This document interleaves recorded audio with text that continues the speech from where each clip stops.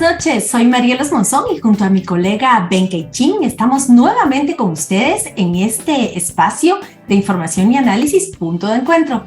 Ben, muchas gracias, un gusto compartir contigo nuevamente un jueves más y te deseo muy buenas noches. Muy buenas noches, Marielos, es siempre un honor compartir los micrófonos y analizar los temas destacados de la semana. Pero antes un saludo a toda nuestra audiencia en redes sociales. Les recordamos que estamos en Facebook y YouTube y que también pueden ahora unirse con nosotros a la comunidad de podcast para que también puedan escuchar Punto de Encuentro. Buenísimo, y también les invitamos a sumarse a la comunidad de Punto de Encuentro enviando un mensaje a nuestro número de WhatsApp que aparece aquí en la pantalla con la palabra suscribirme para que reciban a diario nuestros contenidos en su teléfono celular. Así que con estos anuncios, para que ustedes formen parte de toda nuestra comunidad, comenzamos nuestro programa. Y hoy es jueves 30 de marzo de 2023 y en el calendario sagrado maya lunar Ocholquij es el día Bats, que significa mono o hilo. Es el nahual de todas las artes, de los tejidos, de las y los artistas. Es un día propicio para pedir pareja, para amarrar o desatar cualquier asunto.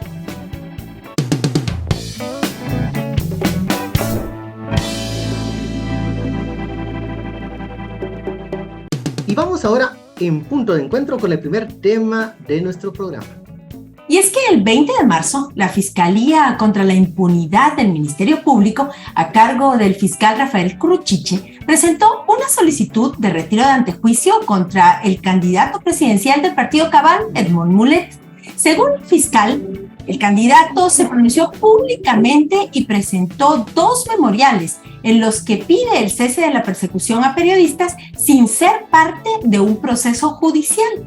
Y esto podría encuadrar en el delito de obstrucción a la justicia. Además del pedido de retiro de antejuicio, un día después el fiscal Curuchiche se hizo presente al Tribunal Supremo Electoral y señaló que el candidato de Cabal podría estar incurriendo en campaña anticipada. Esto y más nos lo explica Ferdi Montepeque en la siguiente nota. La Fiscalía Especial contra la Impunidad que dirige Rafael Curuchiche irrumpió en las elecciones al presentar un antejuicio contra el candidato presidencial Edmond Mulet, a quien también denunció en 2 oportunidades por presunta campaña anticipada. El futuro político de Mulet ahora parece incierto. Curuchiche solicitó retirar la inmunidad al candidato porque Mulet pidió al Ministerio Público el cese de la investigación contra los periodistas del periódico. Según el fiscal, esa solicitud podría encuadrar en el delito de conspiración para la obstrucción de justicia. Que el propio interesado de que no se llegue un testigo a un debate es el señor José Rubén Zamora Marroquín. Esos hechos son los que hace propio el ciudadano Edmond Mulet y indica él por defender a los periodistas, los cuales nosotros obviamente los respetamos mucho, hace propio un proceso penal del cual no es parte y de alguna otra manera al hacer afirmaciones, presentar denuncias e incluso querellas en contra del juez, se coacciona y se intimida a efecto de que se pueda renunciar a una persecución penal que el Ministerio Público ha solicitado. Pero el candidato presidencial sostiene que las acusaciones en su contra no tienen fundamento y atentan contra la libertad de expresión y del derecho de petición, ambas establecidas en la Constitución Política de la República. Y ahora viene este juez Curuchiche y dice que yo estoy conspirando para obstruir la justicia de Guatemala. ¿Por qué? Porque, como decía al principio de esta conferencia de prensa, se presentaron 2 memoriales apegados a la ley, los 2 memoriales. Uno solicitando a la Procuraduría de Derechos Humanos que se proteja a los periodistas perseguidos y otro memorial al Ministerio Público para que se investigue por qué se está hostigando, acosando a través del propio Ministerio Público a los periodistas de Guatemala. Mientras el antejuicio debe resolverse en la Corte Suprema de Justicia, el Tribunal Supremo Electoral analiza las denuncias por supuesta campaña anticipada contra Mulet. Si ambas avanzan, su candidatura estará en peligro. Soy Ferdi Montepeque y esto es Punto de Encuentro. Y como ya lo explicaba nuestro colega Ferdi Montepeque en el reportaje que acabamos de ver y escuchar, la Fiscalía Especial contra la Impunidad FESI, que ahora dirige Rafael Curuchiche, solicitó retirar la inmunidad al candidato a la presidencia por el partido Cabal, Edmond Mulet, después de que él pidiera el cese de la investigación en contra de periodistas del diario El Periódico, quienes han realizado publicaciones sobre el caso penal contra José Rubén Zamora, El Ministerio Público considera que, con esta solicitud, el presidenciable pudo incurrir en el delito de conspiración para obstruir la justicia. Mulet respondió que el derecho de petición se encuentra establecido en la Constitución Política de la República y que las opiniones que realizó sobre este caso también están amparadas en la Ley de Emisión del Pensamiento.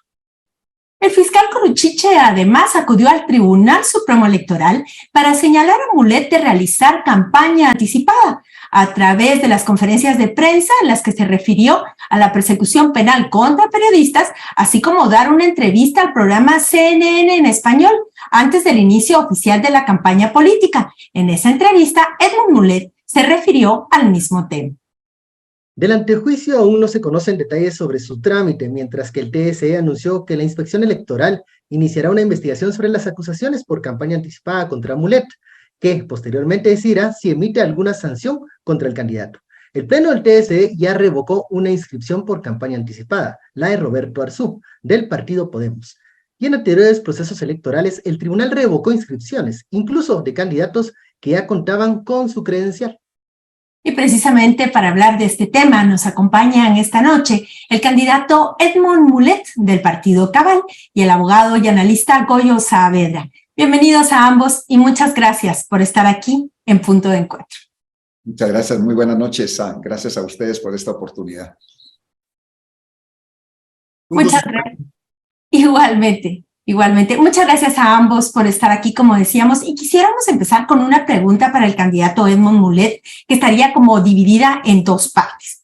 La primera, pedirle que nos actualice acerca de la información que tiene el licenciado Mulet sobre la solicitud de retiro de antejuicio en su contra, si la misma ya se le dio trámite o qué está pasando con esa denuncia, y una segunda sobre su opinión o análisis sobre esta solicitud específica del MP y las razones que usted piensa podrían estar detrás de la misma. Pues gracias Marielos, gracias Ben. En este momento no hemos tenido pues mayores referencias. Nosotros hemos actuado dentro de la ley, dentro del marco legal. Hemos presentado pues algunas acciones legales pues ante la Corte Suprema de Justicia, pero ahora estamos esperando pues para ver qué va a suceder. La primera, por supuesto, hay dos temas acá en nuestra defensa. Primero está el tema de fondo, el tema de substancia, el tema de los principios fundamentales de la defensa de la Constitución, de los principios democráticos, del derecho de petición, de la libre emisión del pensamiento, pues contemplado, garantizado en la Constitución Política de la República de Guatemala. Pero también hay un pequeño detalle de forma, además del fondo, que viene el licenciado Curuchiche y me acusa a mí de yo estar conspirando porque conocemos pues la historia y solicita el retiro de mi derecho de antejuicio, pero el señor está accionando de manera total y completamente equivocada, porque yo no fui quien presentó la querella en contra del juez Bremer. Yo no fui quien presentó esos dos memoriales, uno ante el Ministerio Público y el otro ante la Procuraduría de Derechos Humanos. No fui yo, fue el partido político Cabal, a través de su representante legal, el secretario general del partido. Pero él, el señor Curuchiche, yo no sé, de manera totalmente errónea, entonces acciona en contra mía en lo personal, cuando yo no soy el que está accionando, sino que es otra entidad. En este caso, pues una entidad de derecho público que es el partido político Cabal. O sea que esa es nuestra primera línea de defensa, pues que la Corte Suprema de Justicia debiera in limine, ni siquiera entrar a conocer, debiera rechazar in limine esta solicitud pues de retiro de antejuicio que el licenciado Curuchiche pues ha presentado.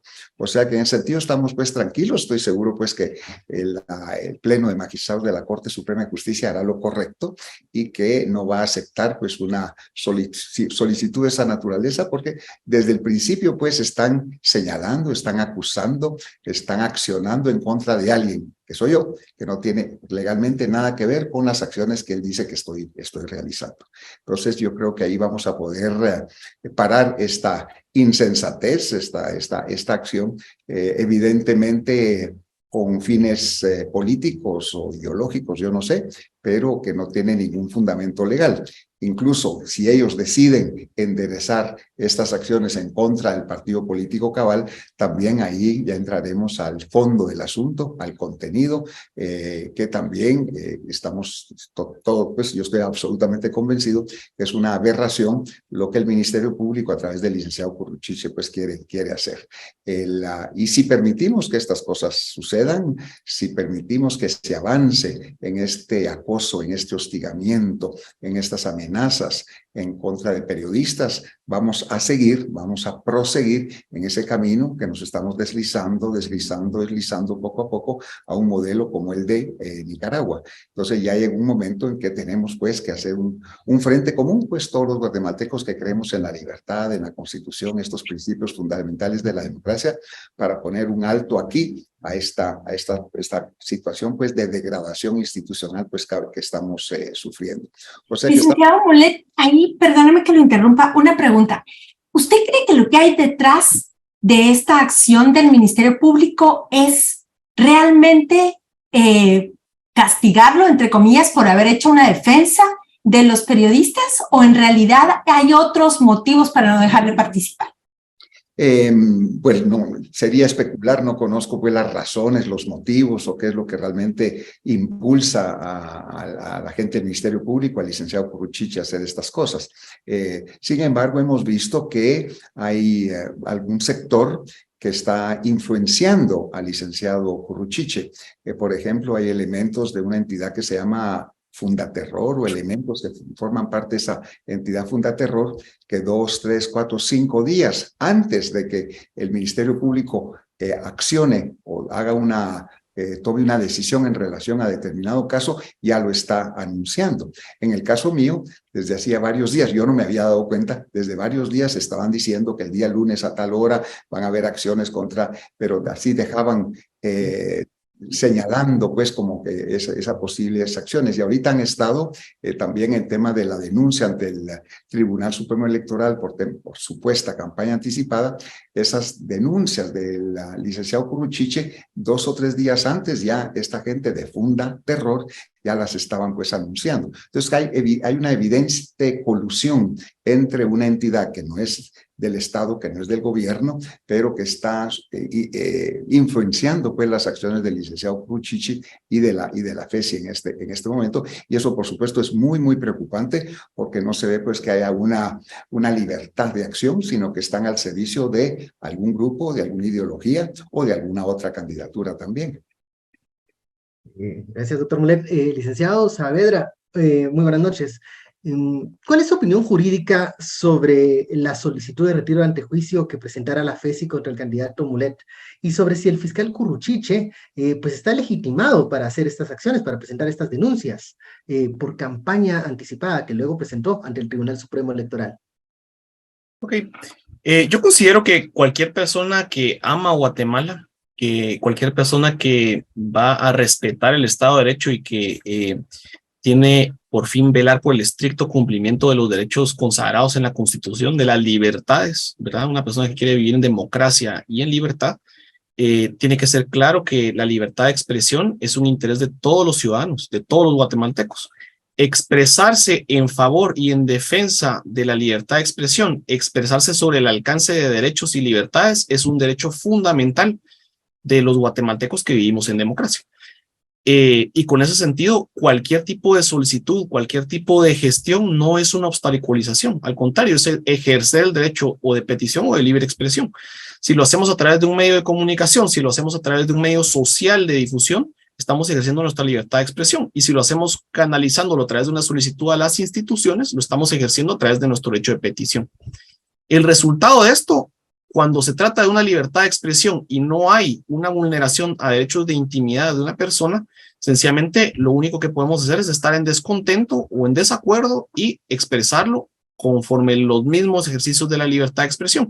Y si es un derecho de petición y estamos del lado de las instituciones de acoger o denegar, lo único que vamos a hacer es desestimar o responder a esa solicitud. Cualquier tipo de situación adicional que se pueda dar ya no es característico de la libertad, ya no es característico de alguien que guarda y protege la Constitución. Y eso lo tenemos que tener muy claro. Entonces, el primer tema para vivir en libertad y tener derechos es defenderlos. Y me interesan mis derechos, me interesan los derechos de otros.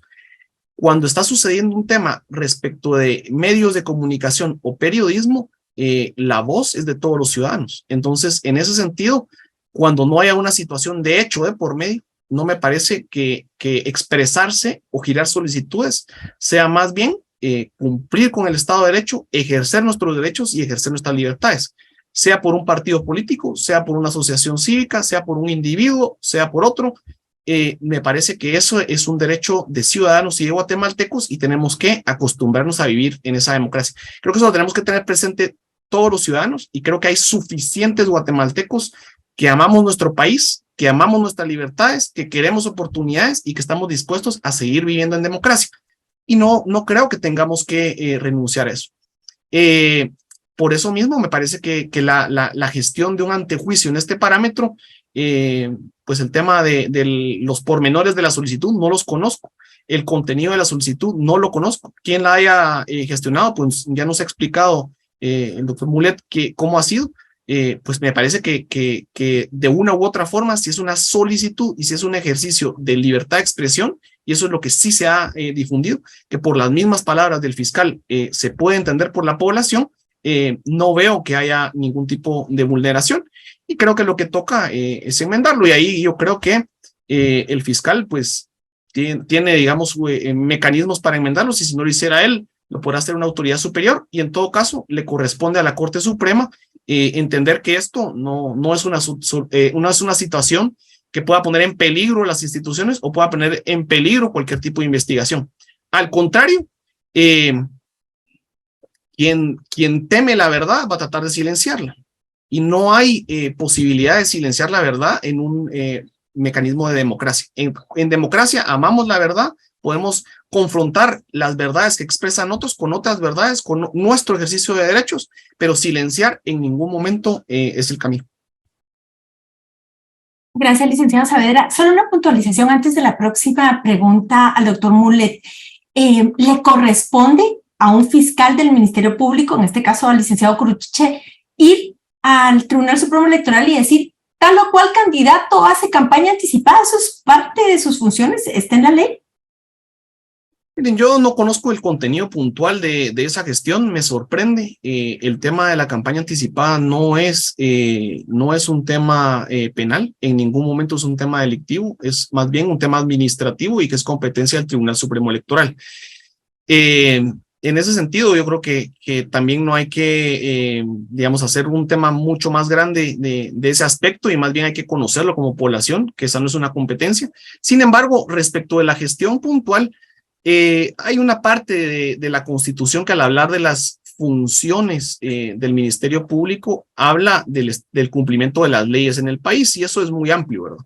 En ese sentido amplio, girar peticiones, girar solicitudes de una institución a otro, generar informes de una institución a otro, pues puede estar dentro de los parámetros ordinarios de esos aspectos. Pero cuando se da en el contexto posterior a una expresión del licenciado Mulet en un medio de comunicación internacional, pues sí me parece que tiene otro tinte y también me parece que tenemos que regresar a lo mismo, ¿verdad? Hay que defender la libertad de expresión, hay que respetar eso y creo que las instituciones tienen sus competencias, hay que velar por esa dirección y entender que la solución es democrática, la solución es de voluntad popular y siempre guardando libertades, derechos y como lo han dicho ellos siempre en sus comunicados, velando por el estricto cumplimiento de la Constitución y las leyes. Gracias, licenciado Saavedra. Candidato Mulet, hablando de esta última parte que dice el licenciado Saavedra, libre competencia, derecho a elegir y ser electo. ¿Quiénes o qué grupo se vería beneficiado con este ataque a su candidatura y con evitar que usted pudiera participar? Si es el punto de elegir y ser electo, viendo lo que ya ha pasado con otros candidatos. Yo lo que he visto, pues estas denuncias del licenciado Curuchiche ante el Tribunal Supremo Electoral no son nuevas.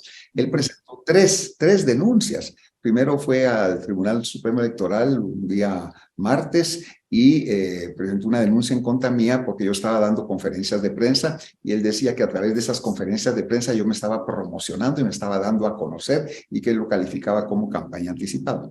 Al día siguiente regresó al Tribunal Supremo Electoral a presentar otra denuncia porque yo publiqué un libro, mi autobiografía, y el Tribunal Supremo Electoral me abrió expediente sobre ese libro y me llamó la atención. Entonces yo fui al Tribunal Supremo Electoral hace varios meses, hace más de un año, y firmé una declaración jurada que ya no iba a hablar del libro, no iba a promocionar el libro, porque me dijeron, si usted lo sigue haciendo, lo vamos a bloquear. Entonces ya no hice nada en relación del libro y ese expediente fue cerrado. Y la tercera acción que hizo el licenciado Curuchiche, de nuevo un tercer día, fue ir de nuevo al TSE y a presentar una denuncia porque yo había aceptado ser entrevistado por CNN en español. Y debo decir que durante todo el año pasado, inicios de este año, yo recibí en el Tribunal Supremo Electoral o a través del Tribunal Supremo Electoral denuncias anónimas todas las semanas. Y el TSE tiene la obligación de investigar cualquier denuncia, aunque sea anónima. Y abren expediente, me corren audiencia, yo respondo, se ve que no hay nada y archivan el expediente. Entonces, esa es una acción psicológica de hostigamiento, de acoso, de cansancio, y uno en lugar de dedicarse a lo que se tiene que dedicar, pues tiene que estar respondiendo y evacuando audiencias y dando explicaciones y todo. Entonces, yo creo que lo que él está haciendo forma parte, pues, de algo que ya se viene dando, pues, desde hace rato. Y él sabe, pues, que no hay nada, o sea que en la sustancia, en el contenido no hay nada. En la Unidad de Control de Medios y la Inspectoría General pues les han enviado pues una solicitud ahora de parte del Registro de Ciudadanos para que ellos presenten un informe y veremos, espero, en los próximos días que ese informe va a ser negativo, que no coincide con las acusaciones que hace el licenciado Curuchiche y que esos expedientes pues van a ser archivados, como han sido archivados decenas y decenas más anteriormente. Pero yo creo que esto forma parte pues de ese espíritu de acoso, de hostigamiento y de crear zozobra,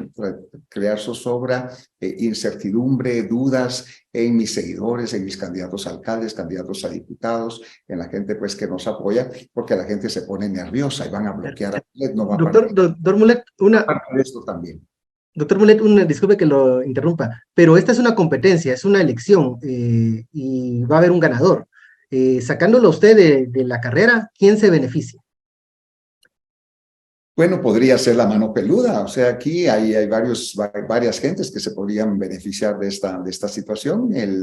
Yo no formo parte, pues, del pacto de corruptos, nadie de mi partido, o el partido en sí, cabal, pues no formamos parte de este esquema y podría ser que lo vean a uno con recelo, lo vean a uno, pues, como un peligro para sus intereses y en un proceso electoral uno no sabe cómo empieza ese proceso electoral y cómo va a terminar. Entonces, las posibilidades de que yo pudiera ganar las elecciones son reales, ahí aparecemos pues en todas las encuestas y entonces pudiera haber algún tipo de temor en ese sentido y tal vez quieren bloquear o quieren desacelerar el camino pues que yo estoy llevando. O sea que no conozco realmente las razones que ellos tienen o a quién esto podría beneficiar, pero sí lo puedo sospechar. Doctor, hace 4 años usted apoyó al candidato en ese entonces, Alejandro Giammattei, en segunda vuelta, así lo declaró el mismo Giammattei el día que ganó la elección. Cuéntenos por qué le dio su apoyo en aquel momento y qué piensa de ese apoyo, ahora teniendo en cuenta estas acciones que se han tomado y que muchas veces estos ataques que han venido en contra de su postulación, pues también a veces señalan como origen el Palacio Nacional, la casa presidencial. ¿Qué opina usted de eso? Bueno, en la elección pasada para la segunda vuelta yo no apoyé el candidato Giammattei.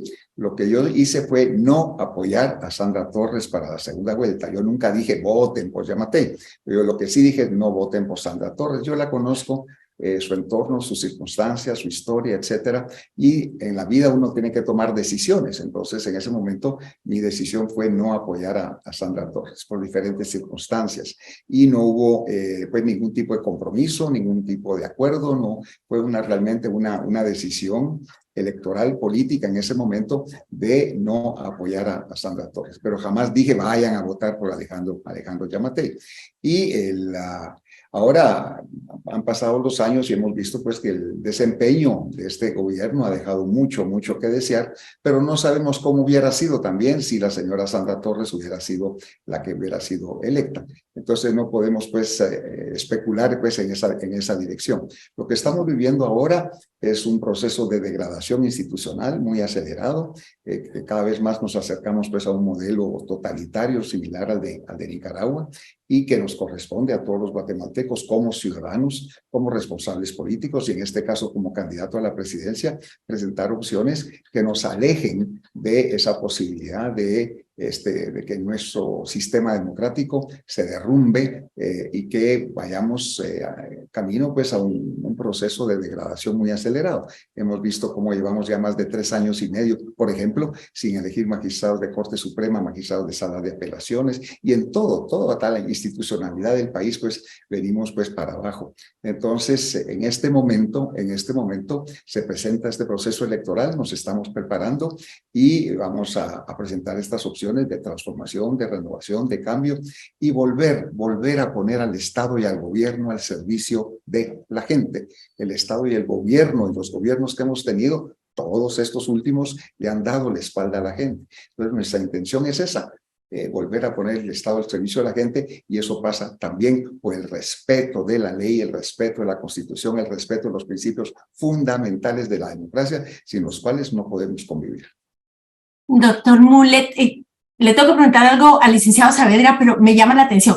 Cuando usted dice, yo no llamé a votar por Yamatei, pero dije que no votaran por Sandra Torres, pero el tema es que pues si no votaban por ella, entonces tenían que votar por él o votar nulo. Solo el punto, así muy brevemente, ¿se arrepiente de haber dicho eso? Mejor hubiera sido no tomar, digamos, ninguna decisión o llamar a votar nulo después de lo que hemos visto. No sé en este momento cómo estaría la situación del país si hubiera pedido votar el nulo o votar por otra persona. En ese momento se tomó esa decisión, que no fui solamente yo, fue institucional, y se asumen esas responsabilidades, esas decisiones, y son decisiones históricas que se toman, y ahí pues creo que todos los guatemaltecos, todos los que votaron en una u otra dirección, también sufrimos las consecuencias. Gracias, doctor. Licenciado Saavedra, después de lo que hemos conversado y lo que nos contaba ya el doctor Mulet, ¿cuáles son sus valoraciones sobre el papel que está jugando la actual FESI en el proceso electoral y también del papel jugado por el TSE con el tema de la inscripción de candidaturas, tomando en cuenta que se habla de campaña anticipada, pero se desinscriben a algunos candidatos de campaña anticipada, mientras que otros sí están haciendo campaña anticipada? Entonces, esta valoración que usted tiene sobre el papel de la FESI y del TSE hasta ahorita, unos días antes que empezara la campaña. Mire, yo creo que en general Guatemala, y se mencionaba ya por el doctor, me parece que Guatemala está desfigurando la integridad de sus instituciones. Tenemos un retroceso institucional importante a nivel de lo que debe ser una república y las funciones republicanas, la separación de poderes. Y creo que el tribunal ha actuado en ese contexto con un entendimiento de lo que ocurrió en el proceso pasado, que me parece que es errado, y la reforma electoral de 2016 agravó muchos de estos aspectos sumado en este contexto. Se trata aquí de tener una guillotina y de ser muy rígidos con quien no es cercano, y ser muy laxos con quien sí lo es, y ese es un problema de una disminución de las capacidades institucionales, ¿verdad? Por ponerlo, y entonces, ¿cuál es la seguridad y cuál es la garantía de la ciudadanía en la confianza del proceso? Yo creo que con una simple sondeo de opinión se mira que hay menos confianza. Claro que esto no solo es en Guatemala, no solo es el tribunal, es un contexto centroamericano que también está arraigado a ciclos de confianza en la democracia a nivel mundial. Pero los guatemaltecos sí tenemos algo que decir, y es que siempre hemos valorado y confiado en las elecciones, porque históricamente no desconocemos, ni siquiera generaciones nuevas, que en Guatemala la democracia ha costado y que tenemos que protegerla porque la valoramos por encima de eso. Además, dentro de la misma batalla institucional de las cuales las fiscalías y el tribunal hoy son parte de los juegos políticos, ¿verdad? ellos mismos entienden que el proceso electoral, este pacto, digamos, de gobierno, este pacto de conducción del Estado, entiende que es lo electoral lo único que les da certeza en la repartición de sus escaños. Lo que pasa es que están utilizando esto como una guillotina contra quienes no consideran que están alineados a eso, y eso es peligroso. Entonces, con vetar cualquier candidatura, lo que estamos teniendo no es una afrenta solo a esa candidatura, sino una afrenta a la democracia, el proceso integral de la democracia, porque tenemos que darle a los ciudadanos la posibilidad de elegir y sentirse identificados, elegir dentro de ese proceso político, sea cualquier candidato que sea. Y en ese sentido hay que saberlo, hay reformas que enmendar, hay procesos que retomar y se necesita una conducción del Estado que esté convencido en la democracia, que las soluciones van a ser institucionales y que vamos a salir adelante de estos retrocesos a través de una participación muy amplia y una escucha atenta de las libertades y la protección de sus derechos. Entonces, ese creo que es un rol triste de lo que vemos institucionalmente, con estos y con otros, y la reafirmación y el deseo a la sociedad guatemalteca es que este proceso pueda ser más bien una ratificación de que creemos en la democracia y que vamos a salir adelante de este retroceso para tener una cosa mucho más próspera, institucional y segura. Gracias, licenciado Saavedra. Doctor Mulet, ¿cómo ha impactado estos señalamientos a su candidatura? ¿Hay algún tipo de medición o datos que ustedes han tenido acceso de si esto puede afectarlo en su desempeño? Bueno, me decían el otro día o me preguntaban el otro día si todo esto lo había armado yo con el propósito de promocionarme, de darme a conocer, de hacer más publicidad, y honestamente no. O sea, el propósito original, primario, fue el de defender esos principios fundamentales. Y yo di una conferencia de prensa, di una segunda conferencia de prensa, iba a dar una tercera conferencia de prensa sobre primero sobre los temas de defensa de la libre expresión del pensamiento, el derecho de petición, y mi tercera conferencia iba a ser sobre temas de la vida y de la familia. Y ese día, el lunes anterior, viene el licenciado Curuchiche y anuncia pues la solicitud de retiro de antejuicio y las demandas y las denuncias y todo. Entonces los que armaron el escándalo, los que armaron la bulla, los que armaron toda esta situación fue el Ministerio Público. Pues no era mi intención pues aprovecharme de estos ataques, de esta situación para promocionarme. O sea, ellos son los que me están promocionando, y entonces yo tenía la intención de ir a hablar con el licenciado Curuchiche para agradecerle realmente todo lo que ha hecho por mi campaña, porque me faltaba algún nivel de conocimiento en algunos sectores de la población guatemalteca a nivel electoral, y él me está abriendo esas puertas. O sea que incluso en temas puramente electorales y políticos han cometido pues un grave error. O sea que yo creo que esto, además del tema electoral, además del tema político, eso a mí me reconforta y me asegura, me confirma de que estamos del lado correcto de la historia, pues este tipo de ataques cuando vienen de este tipo de personas y de este tipo de sectores. Cuando uno habla de comunicación estratégica, siempre le dicen cuando usted asesor políticos, por ejemplo, dicen, no importa si hablan bien o mal, pero que hablen, porque así los dan a conocer. No sé si por ahí a eso se refería, pero bueno, vamos a ir al final de esta entrevista. Tendríamos una pregunta para ambos. ¿Qué riesgos hay? ¿Qué riesgos existen? ¿Qué riesgos ven ustedes que pueda sufrir Guatemala de continuar estas investigaciones, estos señalamientos y acusaciones contra periodistas independientes, contra medios críticos y contra políticos de oposición? ¿Qué riesgos lo ven para la democracia y el proceso electoral? Licenciado Saavedra, y cerramos con el doctor Mulet. No, yo veo todos los riesgos. Yo veo tristemente que el ánimo y la polarización están completamente crispados. Creo que los ánimos también están caldeados, y lo que no ha habido son detonantes, pero lastimosamente la situación es muy peligrosa. Yo creo que no es favorable ni para la paz social ni para la idea de desarrollo, cualquiera que sea la que se abrace dentro de la sociedad, o el progreso mismo de la estabilidad, el seguir construyendo o el seguir incentivando este tipo de frustraciones en la población y en los distintos sectores. Lo que aquí hay que hacer es entender que se necesita responsabilidad en la democracia, y esa responsabilidad no es una persecución de los opositores, no es tratar de limitar la libertad de expresión, y no es tratar de limitar la participación política. Al contrario, creo que las voces deben ser escuchadas, y los guatemaltecos seguiremos de forma libre ejerciendo nuestra posibilidad de construir un futuro común y en conjunto. Gracias, licenciado. Doctor Mulet. Lo que hemos visto es un proceso de crear temor, miedo entre la población. Mucha gente ahora, incluso dirigentes políticos o supuestos líderes políticos o candidatos, no se expresan, no dicen nada por puro temor. Y vemos en la población también guatemalteca ese miedo pues a expresarnos, a decir o a hacer por las consecuencias que eso pudiera tener en carreras políticas o en negocios o en cualquier tipo de actividad económica o personal. Y cuando en una sociedad se introduce esos niveles de miedo, de temor, de represión, entonces ahí estamos en un momento muy difícil como sociedad.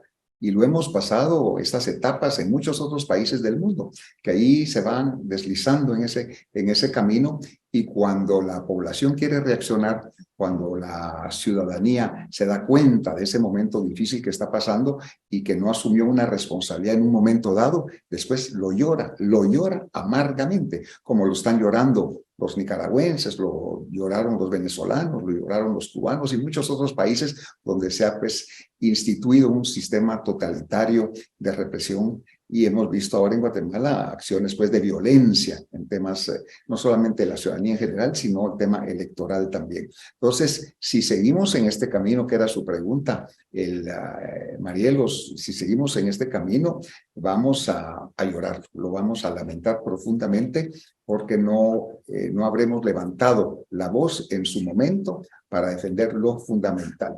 Y hay que recordar la famosa expresión aquella, del pastor alemán, que decía que cuando vinieron por los comunistas, yo no era comunista y no dije nada. Cuando vinieron por los socialistas, pues yo no era socialista, no era nada. Después vinieron por los judíos, yo no era judío y no dije nada. Cuando después vinieron por los homosexuales, yo no era homosexual y no dije nada. Después vinieron por los sindicalistas y los trabajadores, yo no era sindicalista y yo no dije nada. Y cuando vinieron por mí, ya no había nadie que dijera nada por mí. Y vamos en ese proceso de degradación en Guatemala y tenemos que realmente concientizar a los guatemaltecos y sacudir la conciencia de los guatemaltecos de que no lo podemos permitir, porque lo vamos a lamentar. Bueno, muchísimas gracias, doctor Edmond Mulet y licenciado Rubén Saavedra, por acompañarnos en este punto de encuentro. A ustedes muchas gracias por esta oportunidad. Saludos, gracias. Saludos, un gusto.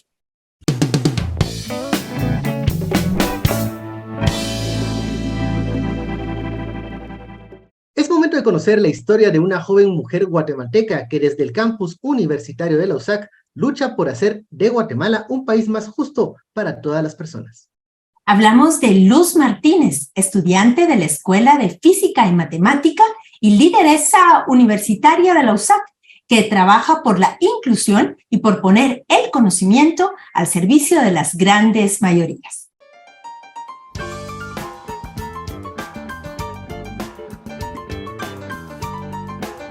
¿Quién es Luz Martínez? Luz Martínez es una mujer joven de 24 años. Es estudiante de matemática y de economía. Una estudiante de la Universidad de San Carlos que cree que desde su posición de estudiante puede hacer, aunque sea un poco, por mejorar o por hacer de este país un país digno y justo para todas las personas que habitan en él. ¿Cuál ha sido la mayor dificultad que ha enfrentado y cómo la superó? En general, el mayor obstáculo es ser mujer, ¿verdad? Es como no es como una gran cosa que me pasó, sino son como cositas pequeñas que le pasan a una todos los días en el salón de clases, dentro de los espacios del movimiento estudiantil, las representaciones, ¿verdad? Y creo que va como desde el dudar de mis capacidades porque soy mujer, ¿verdad? De que piden que revisen mis exámenes solo a mí cuando saco la nota completa, solo a la mujer, que era yo, ¿verdad? Desde que revisen el examen, porque tal vez la calificaron mal y por eso saqué 100. Desde que hablen profesores de mi cuerpo enfrente de toda la clase, yo estando ahí. a que hagan bromas machistas, ¿verdad? De que me regrese a la cocina, que estoy estudiando matemática, economía, y que duden de la capacidad que tengo por ser una mujer joven. Creo que lo que más me ha ayudado a sobrellevar eso, ¿verdad? Es pensar en que no soy la primera mujer que ha pasado por eso y que hay muchas mujeres que tuvieron que luchar más fuerte que yo para que sus ideas fueran tomadas en cuenta, y que lo lograron, y que gracias a ellas yo tengo el derecho a ir a la universidad, yo tengo el derecho a representar a mis compañeros en una asociación de estudiantes, y que gracias a ellas puedo ir a votar, y todos los derechos que yo puedo ejercer actualmente es porque una mujer antes que yo luchó contra viento y marea para poder hacerlo posible.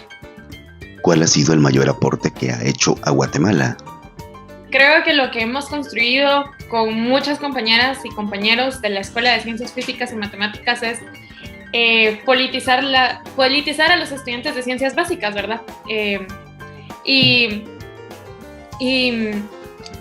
hacerles notar que su influencia en la ciencia empieza desde ya, desde construir una unidad académica que sea inclusiva, que deje de ser elitista, que no sean solo los estudiantes de colegios privados de prestigio los que puedan entrar a la escuela, que no sean solo ellos los mismos que no desertan al primer semestre porque la carga es muy pesada, y que se den cuenta que los espacios de ciencia son más allá de venir a estudiar, investigar las estructuras matemáticas o los procesos físicos, sino es también un espacio para llevar temas como la diversidad sexual, los derechos de las mujeres, los derechos de las grandes mayorías tratadas históricamente como minorías, ¿verdad? Entonces que en realidad que todas esas como discriminaciones se ven afectadas en el proceso de hacer ciencia.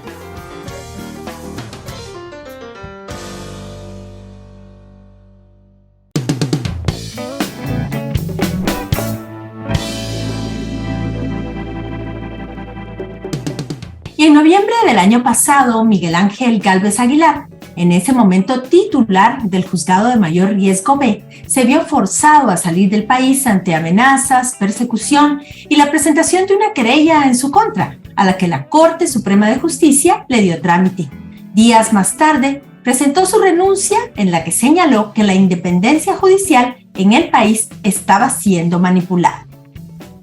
Gálvez, un juez de carrera con más de 2 décadas de trabajar en el organismo judicial, conoció casos emblemáticos y fue reconocido a nivel nacional e internacional por su independencia a la hora de resolver los procesos por graves violaciones a los derechos humanos, casos en contra de estructuras criminales y de gran corrupción.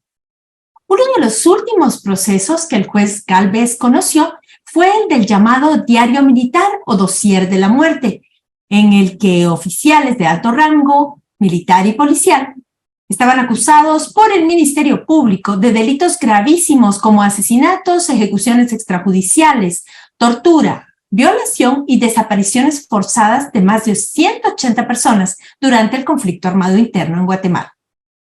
La semana pasada, Miguel Ángel Gálvez acudió ante la Corte Interamericana de Derechos Humanos en San José de Costa Rica a una audiencia de medidas provisionales dictadas por ese tribunal internacional por la evidente obstaculización a la tramitación del proceso del diario militar, el cual se vio fuertemente afectado tras el exilio forzado del juez. Precisamente para profundizar en estos temas, nos acompaña esta noche en Punto de Encuentro el abogado Miguel Ángel Gálvez Aguilar, ex juez de alto impacto. Licenciado, muy buenas noches, un gran gusto que esté con nosotros. Marielos, buenas noches, y a todas las personas que están colaborando. Para mí es un gusto compartir con ustedes. Muchísimas gracias. Quisiéramos pedirle que empecemos recordando en esta entrevista brevemente cuáles fueron los motivos por los cuales usted se vio forzado a salir al exilio y luego a tener que presentar una renuncia a su juzgado. Fíjese, licenciada, que, bueno, como de todos es conocimiento, a raíz del tema de la Comisión Internacional contra la Impunidad, me da la impresión como que se hizo un pulso entre los diversos componentes de Guatemala y la CICIG. Lamentablemente fue expulsada la CICIG y empezó una decadencia en el organismo judicial. Aparte de toda la persecución sistemática, existió ya mucha falta de respeto de los mismos abogados. A raíz de eso, pues continuamos trabajando, se siguieron abriendo algunos casos y de esa forma es que se inician algunos procedimientos de antejuicio. Procedimientos de antejuicio que de mi punto de vista son ilegales, tomando en consideración una violación al derecho de defensa que se dio dentro de estos procesos. Quisiera recordarle que con relación a la resolución de la Corte Interamericana de Derechos Humanos, cuando decretó las medidas provisionales, hace referencia específicamente a cómo se está mal utilizando por parte de la Corte el tema del antejuicio. Por eso es que se hizo referencia en la misma audiencia de la Corte Interamericana, que nunca les hice referencia, que yo tuve seguridad desde el año 2000, cuando estuve en el área de Oriente, es precisamente trabajando procesos de competencia ampliada, especialmente de estructuras criminales.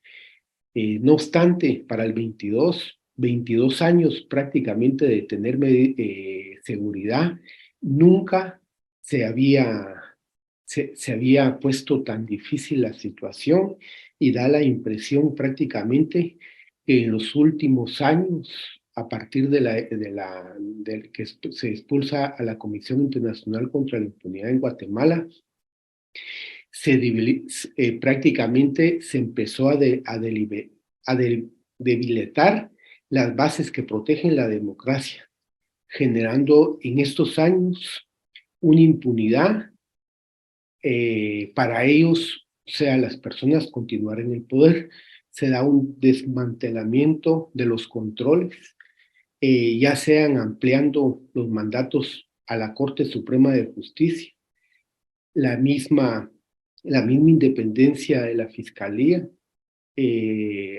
haciendo énfasis en estos últimos momentos a un tema bastante delicado, que es la prensa libre y crítica, y la independencia específicamente de los tribunales. En esos momentos, no obstante tener seguridad, consideré que el Estado no podía garantizar mi vida y a raíz de eso consideré prudente salir del país en las condiciones que salí. ¿Y la renuncia al juzgado fue por esta misma situación? Fíjese que sí, fíjese que yo salgo de vacaciones en el mes de noviembre, lo usual en la Corte, que dan noviembre y diciembre salimos de vacaciones. Salí de vacaciones y me llamó la atención que salí en la mañana y por supuesto que salí en mi derecho constitucional de vacaciones y salí del país y salí para San José de Costa Rica porque se iba a dar un congreso jurídico en la UIN que comenzaba la semana después del 4. A raíz de eso, sacaron una información a migración de mi salida y a raíz de eso se genera nuevamente una campaña muy fuerte de criminalización a mi persona y el daño moral. A raíz de eso es que empezaron a ver vehículos en mi casa y a raíz de eso se me aconsejó, de conformidad con los análisis que me habían hecho, mejor presentar la renuncia ante una evidente muestra del Estado de no garantizar mi vida. Licenciado, ¿cómo han transcurrido estos meses que se vio forzado a salir de Guatemala? ¿Qué nos puede contar de estos 4 meses en el exilio? ¿Terminó la persecución allá afuera o continúa? Eso es, ya se puede imaginar, ven qué significa después de 23 años de estar en el organismo judicial, conocer procesos, como usted lo dijo al principio, procesos de gran corrupción, procesos de corrupción sistemática como la reconfiguración cooptada del Estado y procesos de derechos humanos relacionados con la justicia transicional. Entonces, para mí, pues, fue una experiencia que nunca había vivido. Yo considero que es una de las experiencias más difíciles, más duras, el salir del país. Si bien no salí por el tema de que yo iba a salir al exilio, sino que a raíz de mi salida se inicia con una campaña muy fuerte, en donde consideré prudente que no se garantizaba mi vida. Entonces es una situación bastante difícil, bien compleja, el haber salido únicamente con una valija y quedarme prácticamente fuera de Guatemala. Licenciado Galvez, y justo como estábamos conversando, se llevó a cabo hace pocos días una audiencia ante la Corte Interamericana de Derechos Humanos en torno a estas medidas provisionales que usted ya mencionaba, que la Corte otorgó ante la obstaculización de este proceso conocido como el diario militar. Le queríamos preguntar un poco primero que nos explique qué es esto de las medidas provisionales y cuáles fueron los puntos más importantes de esa audiencia y la argumentación que dio el Estado. Entendemos que llegaron 13 funcionarios del Estado de diferentes dependencias, incluso del OJOTA, del Ministerio Público, y que quienes hablaron fueron los representantes de la Procuraduría General de la Nación y de la Comisión Presidencial para la Paz y los Derechos Humanos, COPADE. Cuéntenos un poquito esto, ¿qué son las medidas provisionales que dictó la Corte y cómo se llevó a cabo esta audiencia? Fíjese que, licenciada Marielos, quisiera primero separar que en el 2016, a raíz de los procesos iniciados de corrupción, la Comisión Interamericana me decretó medidas cautelares. Para el 2022, las medidas cautelares estaban vigentes y a raíz de la persecución que se da específicamente dentro del proceso que hizo referencia a usted, fue que se me decretó las medidas provisionales. La diferencia entre unas y otras es que en las medidas provisionales ya se le ordena al Estado de Guatemala garantizar no solo la vida de mi persona, la vida del núcleo familiar, pero especialmente un tema que no se ha tocado, el tema de la independencia judicial, que lamentablemente ni la Corte, ni el Ministerio Público, ni las instituciones que vinieron a la audiencia hacen referencia de la independencia judicial.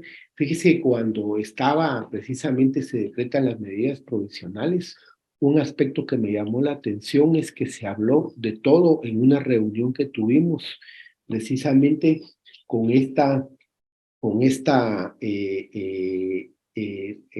la Comisión Presidencial de la Paz y Derechos Humanos, y me llamó la atención que cuando ya iba a terminar la reunión, se hizo referencia a que cómo se iba a garantizar la independencia judicial. En la reunión, que participó bastantes personas, especialmente del Ministerio Público y del organismo judicial, permaneció un silencio. Fue cuando el secretario de la presidencia del organismo judicial manifestó que eso no le correspondía al organismo judicial, sino que le correspondía al Ministerio Público. El Ministerio Público, después habló la representante del Ministerio Público e hizo referencia a que tampoco le correspondía al Ministerio Público, sino que le correspondía al organismo judicial. Ahí se quedó un silencio correspondiente. Y como muestra de esto, fíjese que cuando dictó la resolución de las medidas provisionales, la Corte Interamericana le hice, como usualmente la Corte Interamericana notifica al Estado de Guatemala, en este caso a la Procuraduría General de la Nación. Entonces, tomando en consideración que de repente la Corte no conocía la resolución, le saqué 13 fotocopias a la resolución, les hice un memorial y les puse de conocimiento las medidas decretadas, pero especialmente le hacía referencia a la garantía constitucional de la independencia judicial. Me sorprendió que la Corte Suprema de Justicia en pleno manifestó, porque yo lo que le hice referencia no solo a la independencia judicial, sino al control de convencionalidad que la Constitución garantiza, y les hice referencia al control de convencionalidad. Esto me llamó la atención que en la resolución manifestaron que eso no le correspondía a ellos, sino que al Estado de Guatemala. Da la impresión como que ellos no fueran el Estado de Guatemala, y especialmente a ellos les corresponde el control de convencionalidad, tomando en consideración que ellos son los garantes de esa independencia funcional, de independencia del Ministerio Público. Solo un paréntesis para quienes no son abogados y nos están escuchando. ¿Qué es eso del control de convencionalidad? Fíjese que si analizamos la Constitución Política de la República de Guatemala, que entró en vigencia en el año 86, tiene el artículo 44, en donde se previó que como entra en vigencia la Constitución en el 86, se previó que en el futuro se iban a reconocer derechos humanos. Entonces, cuando Guatemala ratifica un convenio internacional, se le puede dar ingreso con el artículo 44.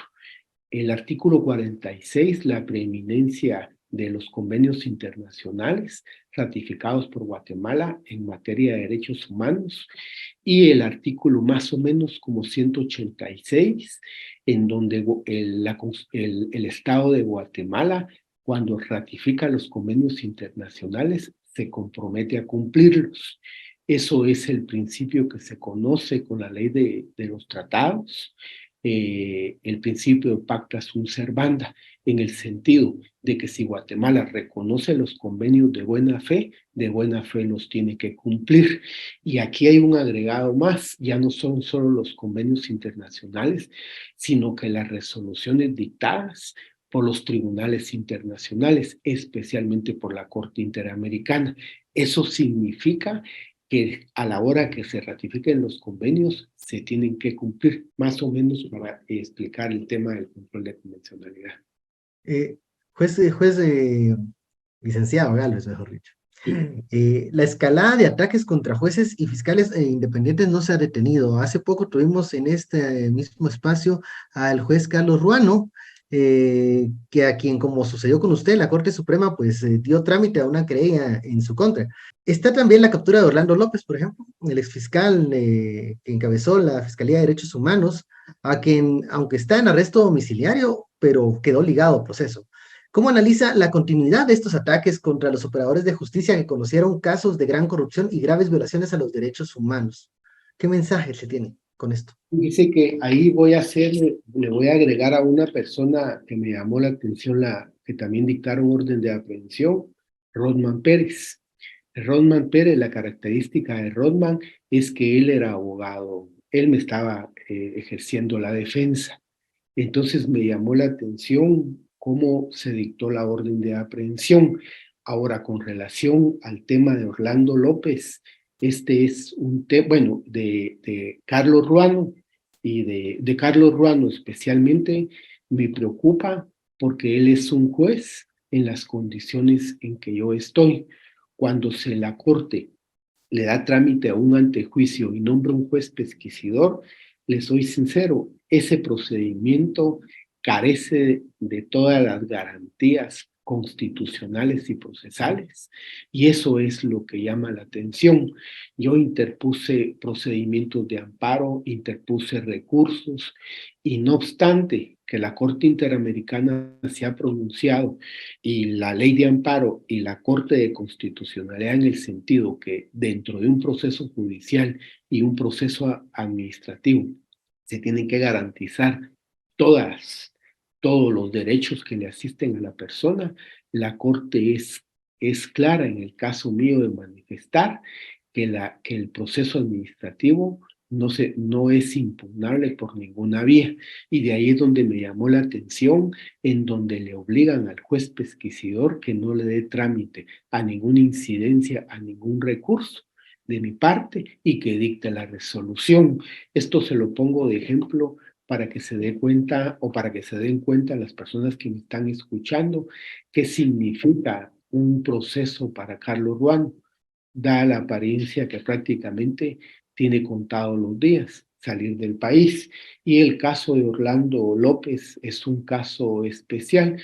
No me voy a poner a analizar el proceso porque no es mi función en este momento. Lo tiene que analizar el juez, pero es evidente cómo se pudo ver, por lo que pudimos ver por los medios de comunicación, las violaciones al derecho de defensa, incluso amenazas en contra de la integridad cuando fue presentado al juzgado después de haber dictado la orden de aprehensión. Esto es preocupante porque eso significa que la situación no ha mejorado, sino que está empeorando en estos momentos. Y justamente usted hablaba del licenciado Rotman Pérez, que también ha representado a periodistas como por ejemplo Marvin del Cid y Sonny Figueroa. ¿Él era su abogado defensor o es su abogado defensor, licenciado Vargas? Es mi abogado defensor. Él fue uno de los primeros abogados que inició mi defensa y llama la atención cómo se dictó la orden de aprehensión. Prejuzgar más allá de la orden de aprehensión no puedo, pero sí llama la atención cómo va una secuencia de las personas, no solo jueces, fiscales del Ministerio Público y las personas que están defendiendo a las personas que nos han estado criminalizando. Eso es lo que llama la atención. Licenciado Gálvez, en ese sentido, preguntarle, básicamente, después de su salida y de los procesos que usted ha conocido, que son emblemáticos, por ejemplo, usted fue quien envió a juicio al general Efraín Ríos Montt, jefe de Estado de facto. Usted también conoció el caso La Línea, por el que estaba guardando prisión, Otto Pérez Molina y Roxana Valdetti. En casos de violaciones a los derechos humanos, también el caso de la desaparición forzada de un niño de 14 años, Marco Antonio Molina Tesi. Luego, usted sale de Guatemala y lo que hemos visto son varios ejemplos. Por ejemplo, hay una alta corte que dicta una resolución para que probablemente acusados en uno de los casos de mayor impacto, que es la desaparición de un niño de 14 años, puedan recibir prisión provisional. Eso sería, como ya dice mi colega Ben Kay, pues una amnistía de facto. También vemos que la jueza que lo sustituyó le da permiso a la ex vicepresidenta Roxana Valdetti a que reciba tratamiento médico en su residencia 4 días a la semana. O, por ejemplo, también vimos en uno de los casos, que es el del diario militar, precisamente este último que usted conoció, que ya las personas a las que usted había enviado a juicio, pues no van a enfrentar juicio todavía porque se anula esta resolución. La pregunta sería, ¿qué relación ve usted?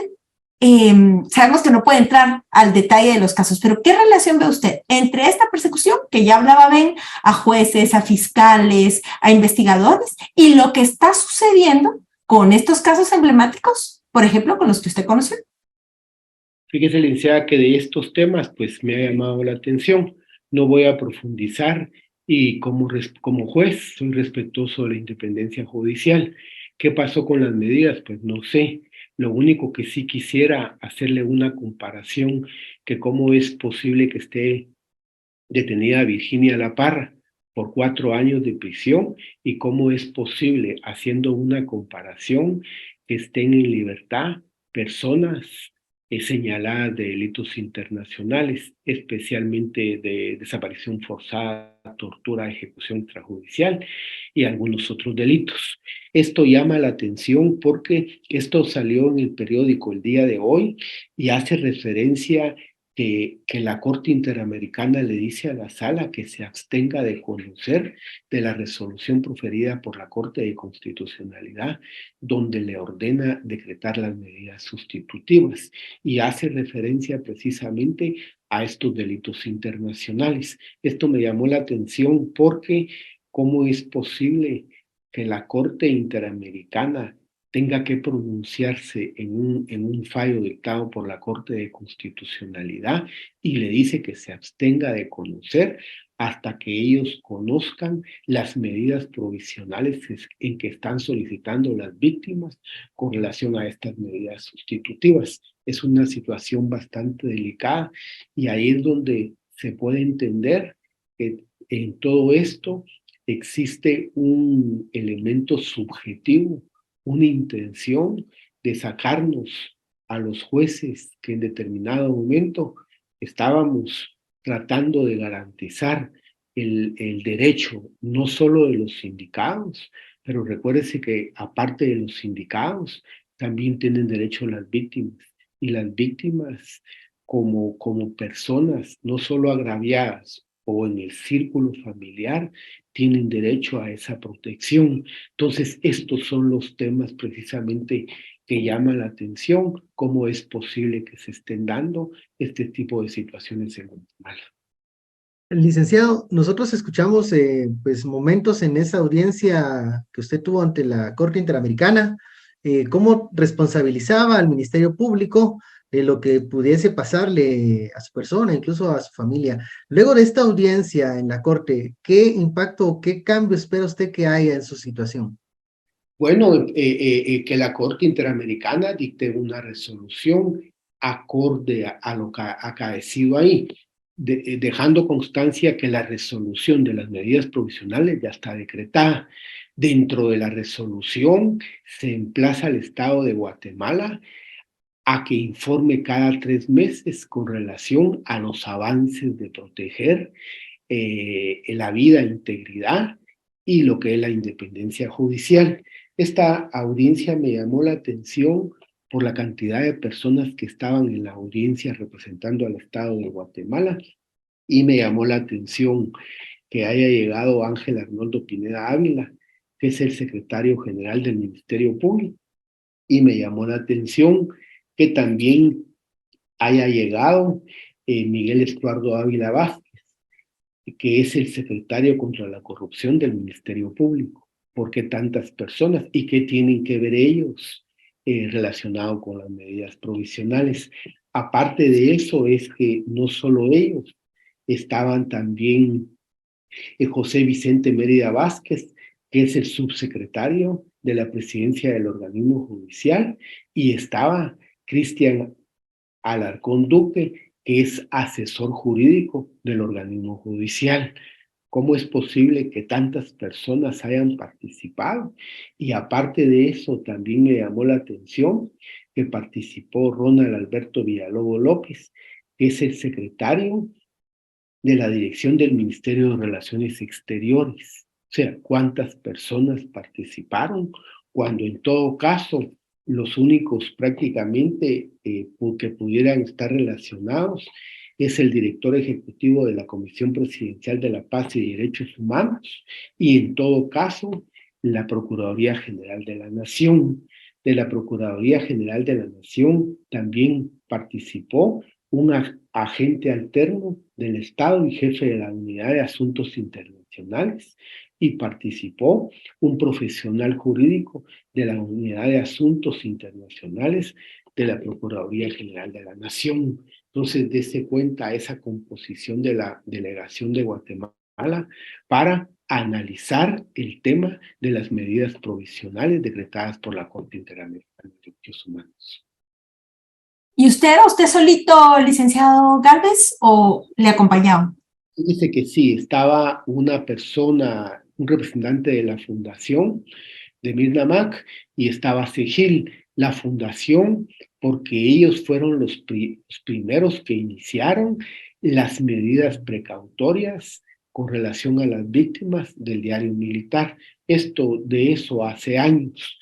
Aparte de eso, participó el abogado de Segil, que fueron los que trabajaron las medidas provisionales, y su servidor prácticamente como agraviado dentro de las medidas provisionales.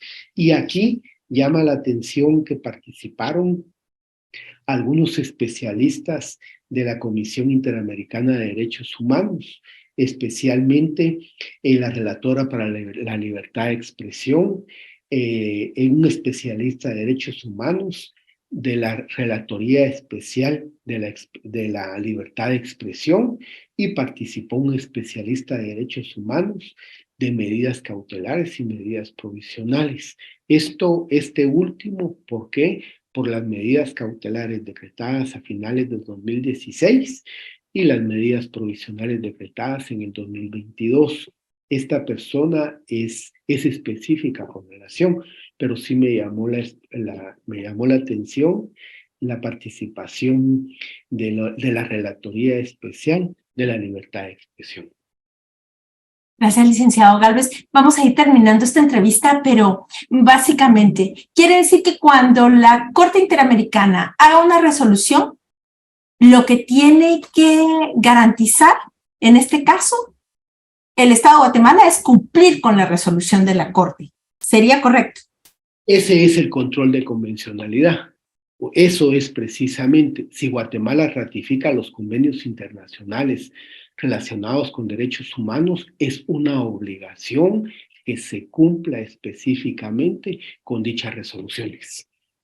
Y finalmente, para despedirnos, preguntarle, usted ya hacía referencia, ven también, jueces y fiscales, periodistas, opositores políticos, defensores de derechos humanos, personas que están vinculadas a defensa de acusados en casos de fiscales y jueces. ¿Qué relación ve usted en toda esta situación? ¿Hay coincidencia en que sean estos grupos los que están siendo perseguidos penalmente, licenciado Gálvez? Fíjese que por eso yo incluso lo dije en la Corte Interamericana cuando se me dio intervención, y ahorita ya se lo había dicho y se lo vuelvo a repetir. 22 años de tener seguridad, no obstante que mantuve seguridad y en el 2015 estuve utilizando carro blindado, ¿cómo es posible que no obstante con esa seguridad no se me haya garantizado esa independencia? Pero quisiera hacer referencia, licenciada, que no solo los que usted dijo están prácticamente fuera de Guatemala. Ahorita hay magistrados de la Corte de Constitucionalidad.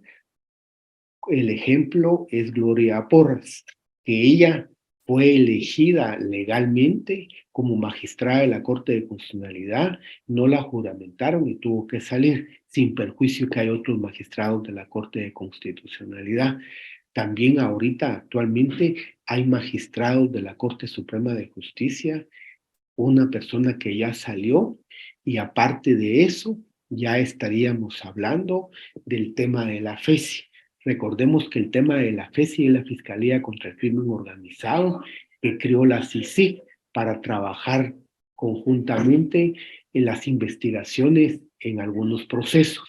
Ya ellos prácticamente ya están fuera, especialmente el que la dirigía Juan Francisco Sandoval, y después que terminaron prácticamente con la FESI, que la FESI también quisiera hacer referencia, que la FESI, la mayoría están afuera, pero muchos de ellos están detenidos actualmente en Guatemala. Y recuérdese que la FESI, bueno, por el buen resultado que dio la FESI, es que se creó una FESI en Quetzaltenango, y la que dirigía esa FESI en Quetzaltenango era Virginia La Parra. Entonces, al menos para llevar la secuencia. Entonces, terminan prácticamente con lo que corresponde al Ministerio Público.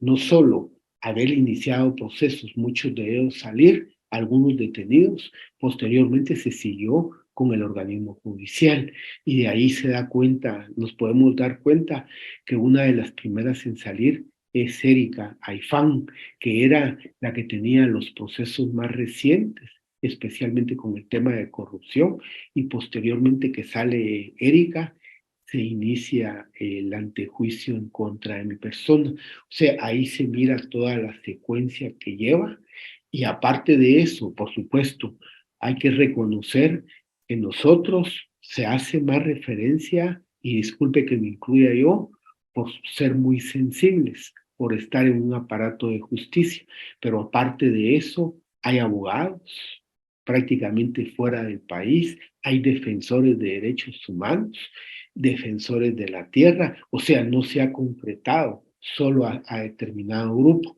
Y con esto concluyo, licenciado, y lo más delicado es el tema de lo que es la expresión del pensamiento, que ese es un tema que al menos en el tiempo que estuve de juez, 23 años, nunca se había dado una persecución como se está dando ahora. Indistintamente, y disculpe, sin ánimo de defender a partidos políticos, porque en este momento no tengo ninguna relación con ningún partido político, sí me llama la atención el tema de este señor Mulet. ¿Y por qué me llama la atención? Porque todos se pronunciaron, pero en una forma muy callada, muy simple, y él sí se pronunció de ponerlo de conocimiento de las asociaciones internacionales que protegen la libertad de expresión, sino que todavía presentó una denuncia. A raíz de eso, como consecuencia de eso, le inician un proceso, porque él goza de antejuicio por ya estar inscrito dentro de su partido político. Entonces, esto hace un contexto delicado, no solo con operadores de justicia, sino que opositores, incluyendo a los de los mismos partidos políticos. Y con esto concluyo agregándole la no inscripción del MLP, reitero, sin ánimo de que estoy defendiendo a nadie, pero indistintamente en una contienda, lo fundamental para garantizar el Estado de Derecho es darle la oportunidad a todos, que todos puedan participar y que sea la voluntad popular la que elija quién va a ser el que va a dirigir el destino de Guatemala. Muchísimas gracias, licenciado Gálvez, por estas palabras, también por esas explicaciones, y también vamos a estar pendientes de todo lo que suceda y de lo que termine también la Corte Interamericana en su caso. Muchísimas gracias, licenciado. Gracias, licenciado, y gracias, licenciada Morelos, por la atención, especialmente que conozca la sociedad guatemalteca los temas que están pasando en Guatemala. Y termino, como lo indiqué cuando presenté mi renuncia, que a los 23 años me di cuenta que la justicia es cuestión de poder y no control de poder por parte de los grupos que tienden en determinado momento a reconfigurar nuevamente la institucionalidad de Guatemala y proteger intereses individuales. Muchas gracias, reitero mi agradecimiento. Buenas noches, licenciado Gálvez. Gracias a usted por estar con nosotros. Muchas gracias a todo el equipo que hizo posible este punto de encuentro. Esta semana conocimos la historia de Luz Martínez, estudiante y lideresa universitaria de la Universidad de San Carlos. Y también dialogamos con Miguel Ángel Gálvez, ex juez de mayor riesgo, sobre los ataques a jueces y fiscales que conocieron casos de gran corrupción y graves violaciones a los derechos humanos. Nos acompañaron Edmund Mulet, candidato presidencial de Cabal, y Goyo Saavedra, abogado y analista, con quienes profundizamos sobre el pedido de retiro de antejuicio que el MP pidió en contra del político.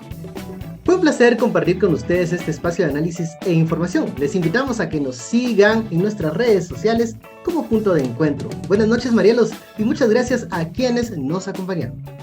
Gracias, Ben. Muchas gracias a ti y muy buenas noches a toda nuestra audiencia. Hasta otro Punto de Encuentro.